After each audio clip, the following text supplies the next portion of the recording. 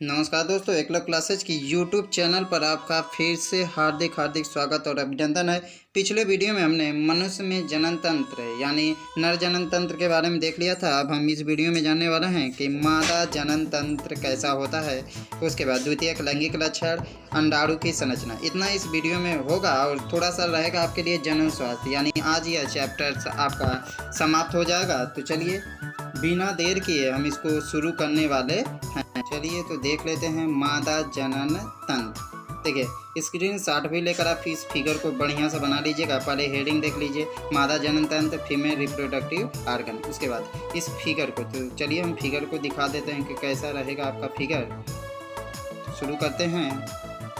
देखिए मादा जनन तंत्र की बात करेंगे तो इसमें सबसे नीचे से आप फिगर बनाइएगा या फिर ऊपर से कहीं से भी बनाएंगे। तो हम बात करेंगे सबसे पहला, तो देखिए यहाँ देखिए यह यहाँ भी एक गोलाकार संरचना दिखाएं, यहाँ भी दिखाएं। यह क्या होती है? अंडाशय, ओवरी होती है। यह एक नली द्वारा जुड़ी होती है, अंडवाहिनी द्वारा जुड़ी होती है, जिसे क्या कहा जाता है? झालरदार कीप। अंडवाहिनी को फैलोपियन ट्यूब कहा जाता है। अंडाशय के अंदर अंडाणु का निर्माण होता है। ये यहाँ से होते हुए, अंडवाहिनी से होते हुए आकर गर्भाशय में निकलती है, यानी यूटेरस में निकलती है। यूटेरस एक थैली की तरह संरचना होती है। अब आगे चलेंगे। अब गर्भाशय ग्रीवा द्वारा किसमें खुलती? योनि में खुलती। योनि बाहर की ओर योनि छिद्र में खुलती है। इसको एक चार्ट के माध्यम से आपको समझना होगा। तो देखिए चार्ट यही बनता है। चार्ट में क्या क्या होगा? मादा जनन तंत्र, एक होगा सहायक अंग, सहायक ग्रंथियां, दो भागों में बांट दिया गया। अब सहायक अंग किसे कहा जाएगा? पिछले वीडियो में हमने बताया था यही कि ऐसे अंग जो जनन की क्रिया में सहायता प्रदान करते हैं उसे सहायक अंग कहा जाएगा। और सहायक ग्रंथियां ऐसे अंग जो जनन की क्रिया में सहायता प्रदान करती हैं। वही चीज रहेगा, बस अंग और ग्रंथियां, यही चीज आपको जोड़ देना है। अब देखिए अंडाशय, तो अंडाशय किसे कहा जाता है? मादा में एक जोड़ी छोटी और गोल अंडाशय पाई जाती है जो अंड जनन की क्रिया द्वारा अंडाणु का निर्माण करती है। उसके बाद अगली हेडिंग बनती है अंडवाहिनी क्या होती है? तो अंडाशय से एक पतली नली निकलती है जिसे क्या कहा जाता है? अंडवाहिनी कहा जाता है, जो अंडाणु को गर्भाशय में लाकर छोड़ती है। अब गर्भाशय क्या होती है? यह एक थैली की तरह संरचना होती है। उसकी कुछ क्या कहते हैं 14 सेंटीमीटर, 8 सेंटीमीटर और 6 सेंटीमीटर शायद इसकी लंबाई, चौड़ाई और मोटाई होती है। उसको देख लीजिएगा थोड़ा सा, हमने पीडीएफ में इसको दिया भी है। और थैली की तरह होती है, इसी में बच्चे का विकास होता है। उसके बाद योनि क्या होती है? गर्भाशय बाहर की ओर ग्रीवा द्वारा योनि में खुलती है। अब योनि छिद्र क्या होता है? योनि बाहर की ओर जिस छिद्र द्वारा एकदम बाहर खुलती है उसे कहा जाता है योनि छिद्र।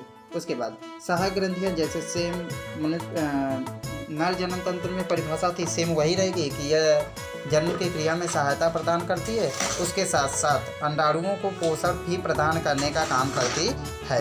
इसके बाद देख लेते हैं आगे चलने के बाद कि इसको देखा जाएगा कि मादा में द्वितीयक लैंगिक लक्षण और अंडाणु की संरचना। चलिए द्वितीयक लैंगिक लक्षण समझ लेते हैं कि द्वितीयक लैंगिक लक्षण कब प्रारंभ होता है। तो देखिए मादा में द्वितीयक लैंगिक लक्षण या गौण लैंगिक लक्षण, तो देखिए उससे तुलना करें, नर से तुलना करें तो यहाँ यौनवा अवस्था कब प्रारंभ हो रहा है? 11 से 14 वर्ष। वहाँ कितने पर हो रहा था? 14 से 18 वर्ष। वहाँ क्या था? आवाज़ भारी था, यहाँ क्या था? पतला होना। अब उसमें क्या था? कंधा चौड़ा हो रहा था, यहाँ सोड़ी मेखला यानी कुल्हा चौड़ा हो रहा था। वहाँ स्तनों का विकास नहीं था, यहाँ स्तनों का विकास होगा।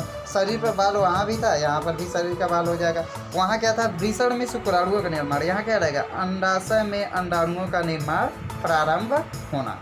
इतना ही रहेगा। उसके बाद आगे जान लेते हैं अंडाणु की संरचना कैसी होती है। अंडाणु तो देख लीजिए, फिगर देख लीजिए, स्क्रीनशॉट भी ले सकते हैं आप कि अंडाणु 3 झिल्लियों द्वारा घिरी होती है। कोरोना रेडिएटा होता है, दूसरा होता है जोना पेलिसुडा, तीसरा होता है विटेलिन मेम्ब्रेन। उसके बाद इसके अंदर केंद्रक होता है, यही केंद्रक यहाँ भी जो केंद्रक होता है, जैसे अगर बात करें अंडाणु, यह यन होता है।